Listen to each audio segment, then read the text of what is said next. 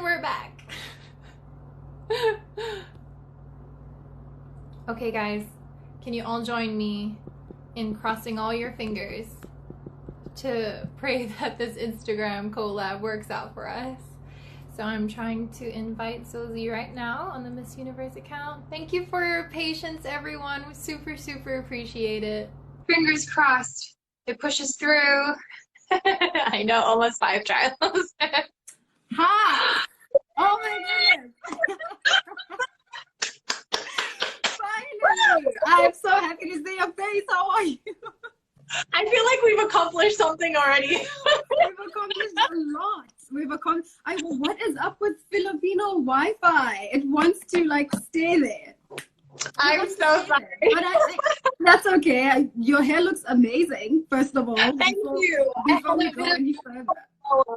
For you, I felt like I needed to rise to the occasion since I'm talking with the queen. Oh, stop. You would look amazing in a trash bag and you would still look great. Okay. Oh, thank you. Well, good morning in New York. Good evening from the Philippines. Filipinos. I know everyone is like staying up wanting to see this because it's like past 10 right there. Yes, it is, but you know, we love Miss Universe, and it's so wonderful that we're finally able to join both our platforms, especially at a time like this, because what better time to spread positivity and just give people a bit of joy from their homes. So I'm so happy that we've finally been able to make this happen.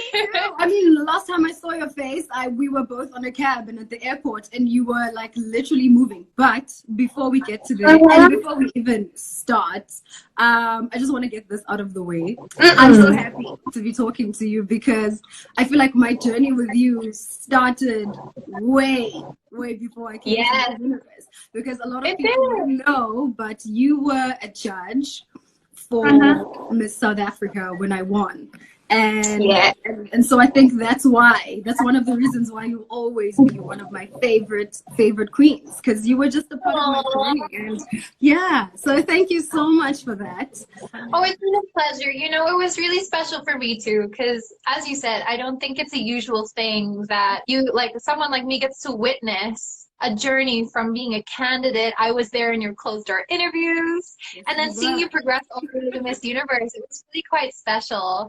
And you know, just how you've been able to utilize the platform that you have, because that's such a question that us as Miss Universes, or even as candidates or representatives of countries, are asked, like, what will you do with this platform? And you are walking the talk right now, because this is how we're reaching out to the universe and to everyone wherever they are, and trying to give a message and use our platform. So it's awesome. I love that you say that, because I always say if you have this many followers and if you have such a platform and you have a voice, it's so important to use it for positivity and to just spread light and shine light on situations, show kindness and love to people. And so that's what you've been doing.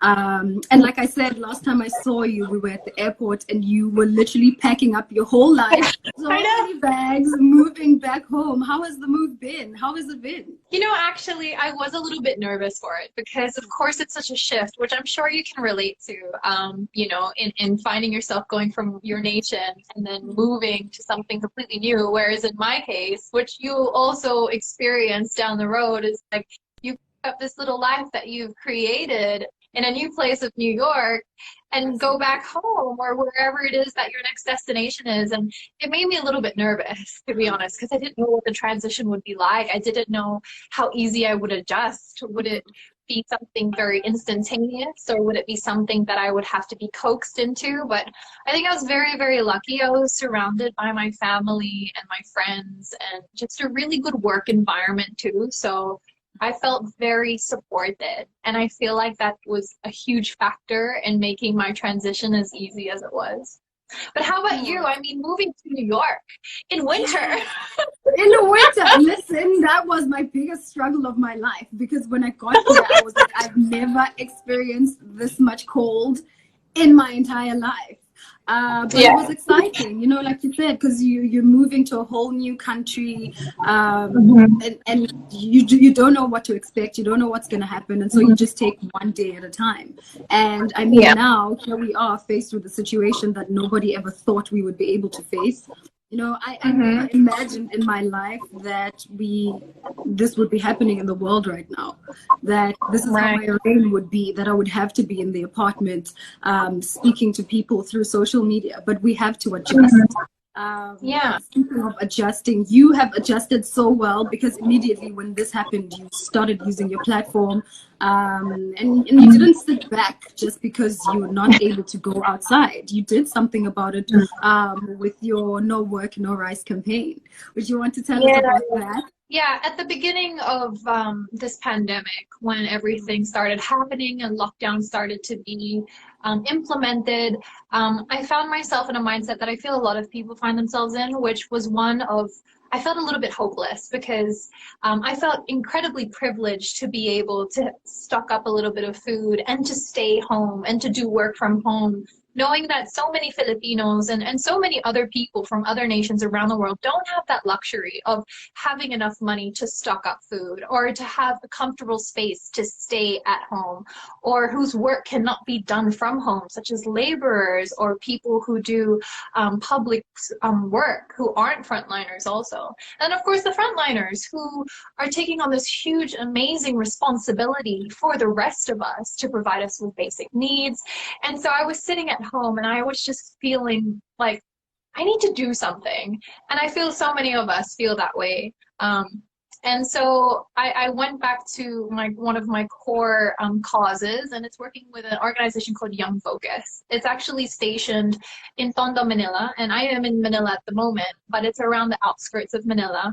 And we started a No Work, No Rice campaign, because for many individuals who live day by day, which means like when the work ends, so do their income, and they can no longer feed their family and put food on the tables. So with Young Focus, we are fundraising, and it's an ongoing fundraiser. If anyone watching would like to participate and take part, we're fundraising for bags of rice, and these are 15-kilogram bags of rice to sustain a family for a whole of 10 days.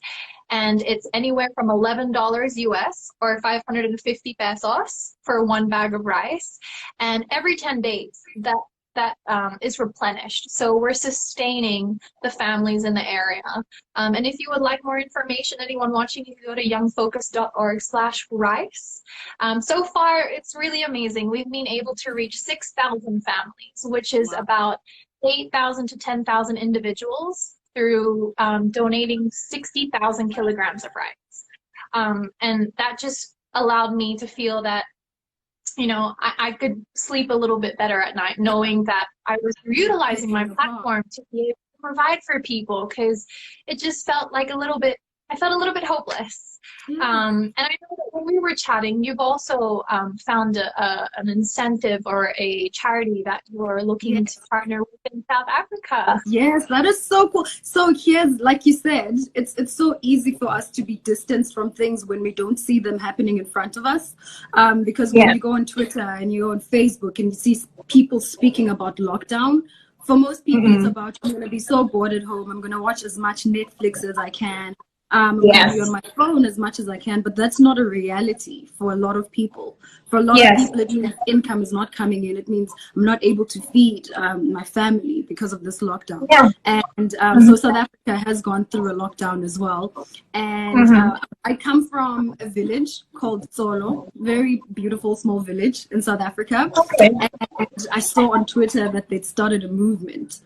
The working class of South Africa. So most people of Tsolo don't work. Most of them depend on social grants. But we were lucky enough to be raised by families who fought for us to be able to get education and to be where we are. And so the children of the village came together and said, listen, we work. We are able to put something on the table. So how about we come together and try to help out those who can't. We have a saying in South Africa called Ubuntu. Ubuntu is humility, and we say Umntu ngumntu ngabantu, which means we are because of people. And because it takes a village to raise a child, they came together and said, let's give back to the village that raised us. And so I That's thought that was wonderful. so fantastic. And it touched my heart because I'm from there. I grew up there. And I was like, there's no way I'm not getting involved in this. I really need to help Yeah. because these people are responsible. They played a responsibility and a part in who I am today. Yeah, so that's what I found. And it's just made my heart feel so much better as well. You said, to know that I'm doing something. There's also an initiative called Feed South Africa. Feed South Africa works more towards informal settlements in South Africa, what we call shacks. I'm not sure what other people call them, but it's more like informal settlements where there's a lot of underprivileged people, and that's where Feed South Africa goes into. So that's the second initiative that I found as well. And so I really want to split my help between the two, you know, help the informal settlements and help the village as well. So yeah, that's what I'm looking into right now, and it's so exciting for me to be able to do it. And as much as I'm not there, to say, you know, I'm still with you. And I've also been looking at other countries as well who are doing incredible things around Africa and, you know, America as well. You see places like Nigeria coming up and doing things. Their government is like, look, what we're going to do is we're going to put on a social grant and we're going to help people who are underprivileged and send them money. And I think that's fantastic. Rwanda is the same. I was actually speaking to one of my sister queens, Miss Brazil, and she was just telling me how it is in Brazil, and saying that there's a lot of organizations also coming forward, helping people. Because one other thing about Latin America is that the divide between the poor and the advantaged is so huge. It's massive. And so I was chatting to her, and she was like, that is still happening, but, you know, privileged people are trying as much as they can to help the underprivileged. And it absolutely touched my heart. She mentioned an organization and a campaign called the Viva Rio campaign. I'm sure it's on her page as well. And I was like, that's, you know, absolutely fantastic. And I love that people are coming together and doing all of this. Oh, definitely. I feel like this situation has given every individual the opportunity to rise to the occasion and finding a spirit of generosity, and also finding ways to give back to the community. I've been using my platforms also just to ask for stories of like positive tidbits, because I don't know about you, but like sometimes I just tend to feel kind of overwhelmed. Like I want to keep up to date with what's happening in the world, but at times I kind of just have to put on the brakes, because I just start to feel overwhelmed. I start to feel anxious, because sometimes it just feels like there's more bad news than good. And I feel like more than ever, we need to share the good news. And yeah, I submitted just like a small post on both of my platforms, and then I had stories coming in about families who had family members who were frontliners, who knew that the sacrifice of going to work meant it couldn't come home to their families, but they went anyway, not being able to come into contact with their kids. Other stories of delivery people using their extra tips to buy food for those that they see on the street. So these really small acts of kindness and generosity that I feel like is really pushing us to look at and see, you know, what can we give? Like in what position that we have, and maybe we only have a little.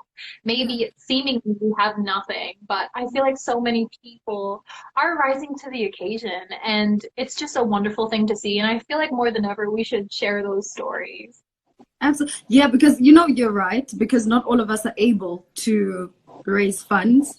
Not all of us are privileged enough to have money to give. And so you don't always have to have money to give. And that's an important point. It could be through your stories. It could be sharing the things that you have. But we don't want people to sit at home and say, I don't have money. I can't help. You know, yes, you can. You can help by, you know, being there for people, listening to their stories, sharing whatever it is that you have, but just making sure that you are respecting the rules of your country. You know, if they're telling you to stay home and find a way to help. But if you're one of those countries that do allow people to make deliveries, you don't have to have money. You can share half your rice, leave it on someone's doorstep, keep the distance that you're supposed to keep. If you have old baby clothes that you have, that your baby can no longer wear, those are important essentials that people aren't able to go out and get right now. You can try helping out with those. We can be this one community that we can be. It doesn't have to be about money. It doesn't always have to be and there's about even money. value in allowing people not to feel alone in the season. Like there's been teachers who are imploring their kids to make handmade cards that they email to patients that are recovering or are in the hospital, simple things like that. And I think that's really wonderful too. Teachers guiding children through this part. But also on that note, like it also made me start thinking, because obviously we're on the conversation of poverty-stricken areas during this pandemic, but also the pandemic has had such an impact on education, children not being able to go to school.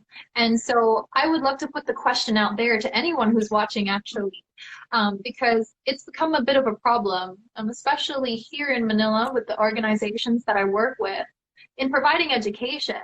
Not all communities have access to technological resources that they can use Google Classroom and different educational applications. So their education has essentially stopped. So I would love to throw the question to our watchers: what can we do for our kids that don't have the technology to continue their classes? And because it's also important, because as you know, and I'm sure you're passionate about too, education is one of the greatest equalizers of our society. And to think that there's maybe a whole generation that's going to have a gap. And I feel like it's so important for us to kind of shift into that mindset of like how we can help, because we were chatting earlier this week, and I know that you were the same as me, feeling a little bit restless because we want to do so much, especially with the platforms that we have. I feel like with that comes an even bigger responsibility to really push yourself and be like, what can I do that's more? But also, I would love to empower people who are watching right now that letting your voices be heard is also a very valuable thing at this time, because now more than ever, now that we're isolated and we're mostly disconnected from the outer world in a way, except through social media, I really implore everyone to use social media to express your views, whether it be for leadership, whether it be for your country, whether it be for your social economic situation or what you're going through. I feel like our voices need to be heard, because our leaders should be able to hear that too. Yeah, I always say awareness is like one of the biggest steps, if not the first step, to social change. The more we use our voices to make awareness in light of situations, the better it is. Because I know in so many countries, my country as well, and I remember I was speaking to Julia as well from Brazil, and she was saying one of the biggest issues is people not really listening to the rules and taking seriously the messages about staying at home and washing your hands. And I think it hasn't really hit some people yet about the importance of this. And so if we can use our platforms to use our voices to educate and to say, listen, this is serious. We need to do A, B, and C to make sure that we're helping each other out. But like you said, also just human connections, emotions. It doesn't even have to be about constantly speaking about the virus. It can just be about showing people my daily life. What am I doing? For me, I sing. I remember I sent a video out. I posted a video. You have an amazing voice. Oh my goodness. Thank you. Thank you so much. You too, girl. You know you do too. Okay. I was sitting and I felt like I'm feeling so helpless, and music, like I said, it heals me. It makes me feel so much better. And I thought I should just share it with other people, share those messages as well, because it's those little things, that help, that might touch someone in a way that you didn't know might touch them. Definitely. So it's just about being there, making human connections. Exactly. It's all about connection, especially at a time like this, and sharing stories, like you said, because it's so easy to start seeing things from a statistical point of view. When you see the numbers of the cases and stuff, it doesn't really feel personal until it happens to you or someone you know or someone you care about. And of course, we don't want it to get to that point when we finally sit up and pay attention when it's kind of too late, that we've lost someone or someone's ill because of this. So anyone who's watching, important, make sure social distancing, whenever you go outside, staying at least a whole 1.5 meters apart, and this is to stop the spread of the cough molecules or anything if there is an affected person in your area. Second, washing your hands even up to your elbows if you go out and you're buying food with soap, any soap. Just make sure. Girl, we can nominate songs to sing while washing our hands. Let's do it. If we have to write a song about washing hands and staying home, then I love that also the private sectors and individuals are stepping up and really trying to do what they can. But I think it's also important as concerned citizens to also let our leadership know what we want to see in regards of guiding us through this pandemic, because of course better solutions and innovative solutions will make a greater wave faster when partnered with the private sector also doing their part. And I feel like leaders now more than ever have the opportune time to learn from other leaders, because around the world there have been leaders that have really stepped up and really delivered great leadership amongst this pandemic, that I feel like so many other leaders can really be inspired from or can really take note of. And I just wanted to put that out there because we do want to do our part, but also we have leadership to be able to guide us through, and they're very important. And we know that there's countries doing much better than others, but I don't know if we will name drop, but these countries know themselves. Listen, now is the time to put our heads together. Listen to our leaders. What are they doing right? What can we adapt as well from that? Because nothing is as important as leadership as well at this point, So it's very true. I really am hoping that they're taking notes and listening to each other and seeing how we can all get out of, this crisis. But there's questions that came in from your fans. And I don't know if we should. Shout out to everyone who's watching us right now also. Thank you for all tuning in. Oh my gosh. I know Kat and I have been talking for a while now. So I'll start taking in questions from you guys. I don't want you guys to feel excluded from the conversation. But I really do feel that we had to have this conversation. So someone asked the question, and I feel like it has been answered in the previous thing that we were talking about. They said, what is the most important lesson from this pandemic and how can we apply it after this? I feel like this whole conversation. I'm looking at it like this whole conversation just about how better we should do after this ends, and supporting each other and in holding each other's hands. I think that's the lesson that we've learned, that we are stronger together, that if we unite, we move so much more further. So I think that's the most important. I feel like to summarize it in one saying, it's to play our part, which means that we do become involved, we do what we can, we put ourselves out there and help our fellow people, but also we listen to our leadership, we take the advice, we adhere to the community standards, whether it be lockdown or health advisories, we play our part. So yeah, definitely will be that. Let's see, another question. They say, what is the one thing that you've cherished more in the middle of this pandemic? It would really be family and just human connection. Because I mean, with my friends, we've been having like Zoom parties, and there's an app called House Party that you can like play games with each other. And I've had a handful of friends celebrate birthdays during this time. Some of them are alone in their houses, and so it kind of made me realize, like, wow, how enriching your life is when you do have human connection. That we do as Miss Universes, there is something so special about being able to interact with the people, with the children, being able to talk to people, to learn from them face to face. Of course, we're facilitating it through social media, but through human connection, there's a different impact there, and that's what I really miss. Me too. It's so funny for me because I always thought I was like such an introvert. So when this happened, I was like, I'll do okay.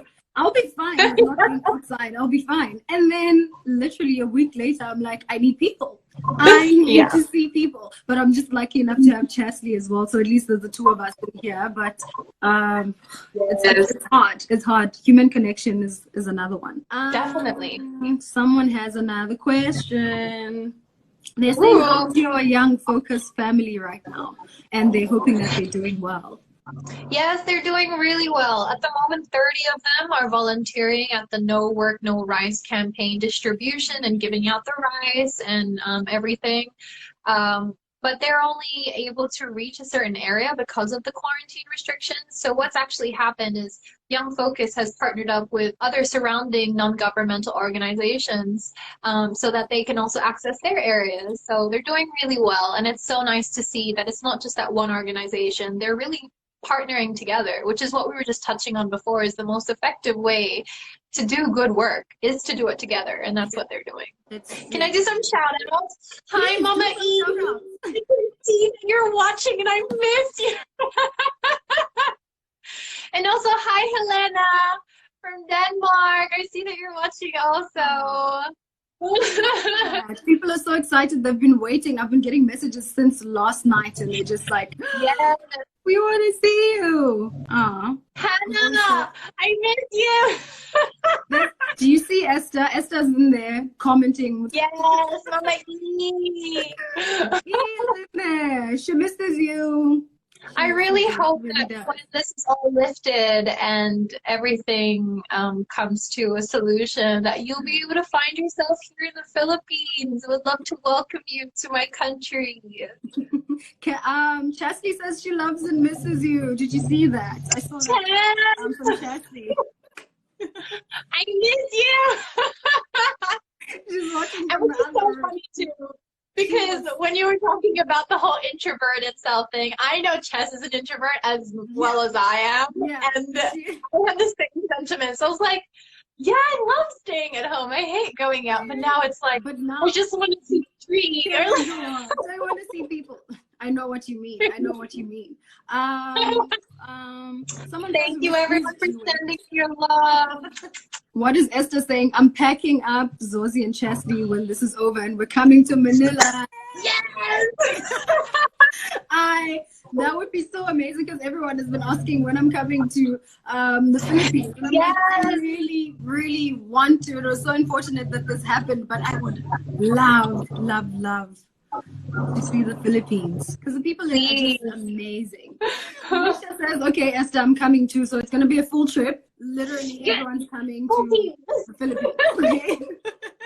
Okay, let's see if we can take one more question from here, and then we can engage with people a little as well before. Yes. Someone says, what was your favorite country to visit during your reign?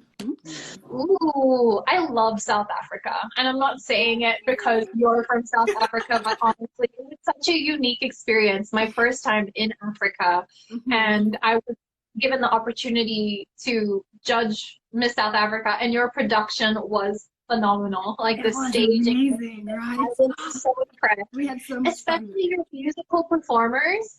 You had a singer and also a duo, and they were just like honestly world class. Like I was so impressed. I felt like I was just watching the show.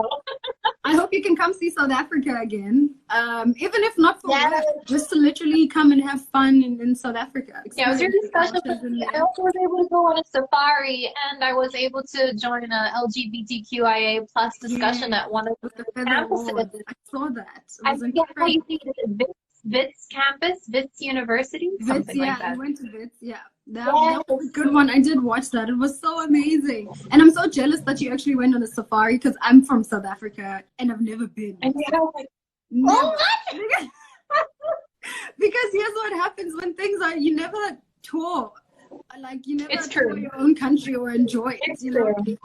But I'll definitely have to go on a safari. I have to, or maybe I'll go with you when you visit South Africa, and maybe I'll be there. Please. Oh, I hope that Miss Universe will be held in South Africa, and I will be please. Oh, girl, crossing my fingers, man. That would be so amazing. We're getting love from Brazil. Brazil. Bom dia. Bom dia.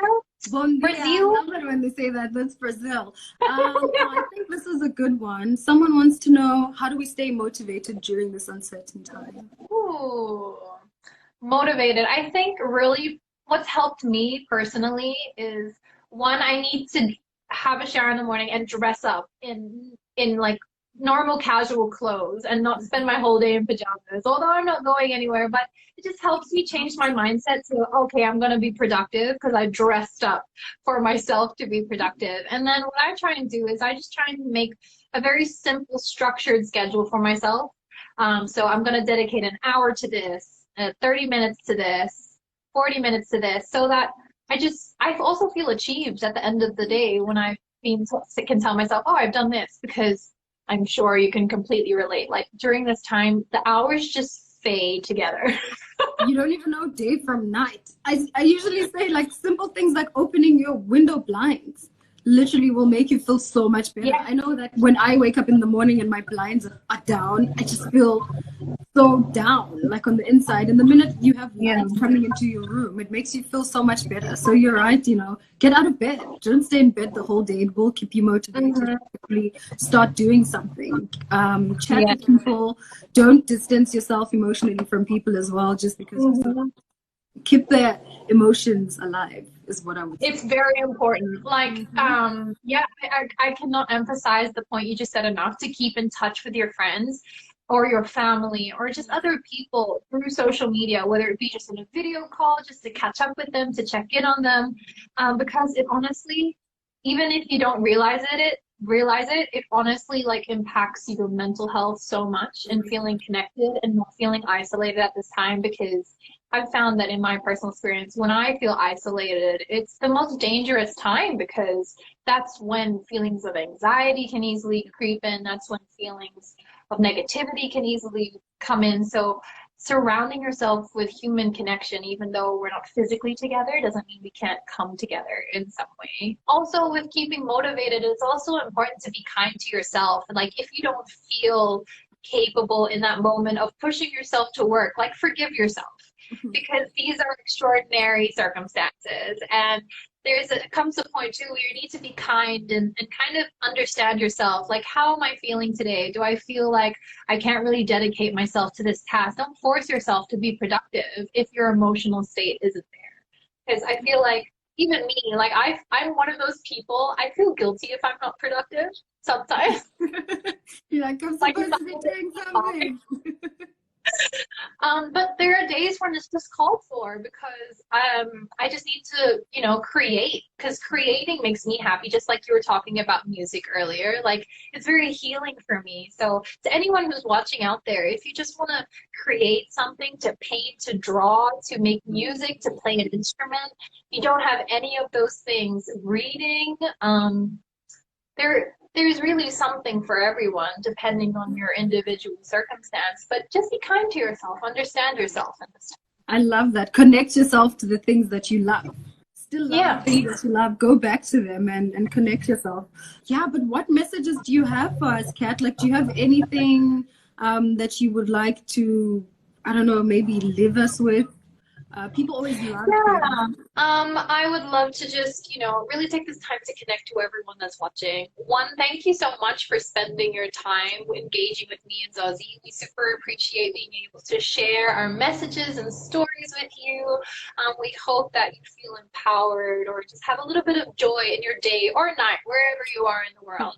And also, conversation doesn't need to start here, everyone.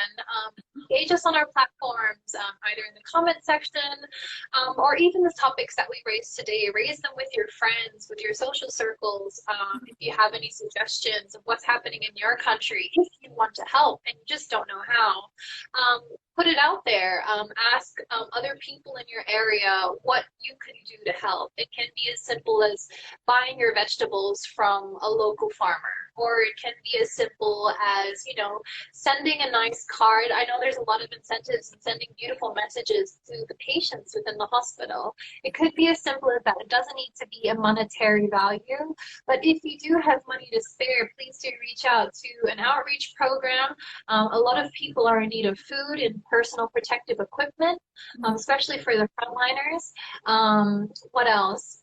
Educational resources in the form of books or stationery. Maybe some children in your area don't have access to those things, being away from school.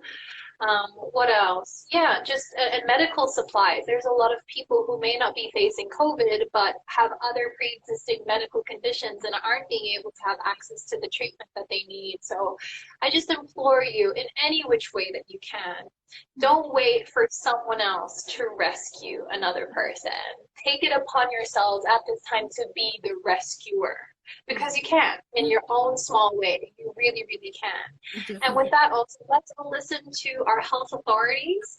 Let us take heed of the health advice that we've been given in regards to social distancing, proper hygiene, like washing our hands and covering our face if that's implemented in your region. Knowing that reusable masks and disposable masks are different. Educate yourself on how to use them properly to stop contamination. When you go out, just be respectful to all the frontliners that you may come across, or in your own way, show your gratitude to them, especially medical staff. They are, you know, working endless hours, mental and emotional exhaustion. There's a lot of initiatives rather, in different countries where people are applauding them.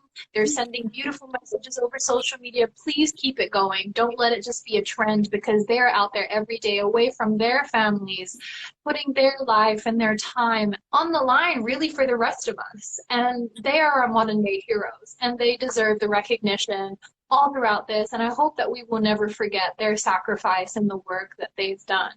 And lastly, in taking heed on what our leadership is saying, let's also let our voices be heard.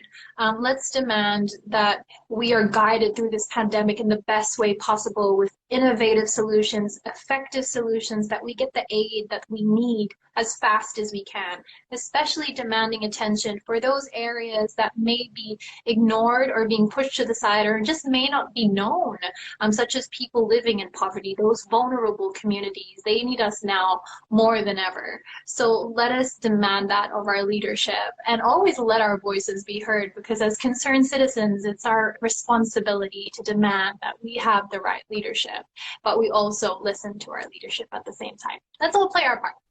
I love everything that you've just said, and people are listening, and that they take it to heart, and that they really know that we all play such important roles in the world. And so as much as you think you're just doing it for yourself, what you do plays such a huge impact on the whole world. So thank you so much for, you know, your kind words of encouragement, and for always speaking the truth as well. Because, you know, honesty is such an important thing, you know, being able to call out leaders and saying, you know, we can do better.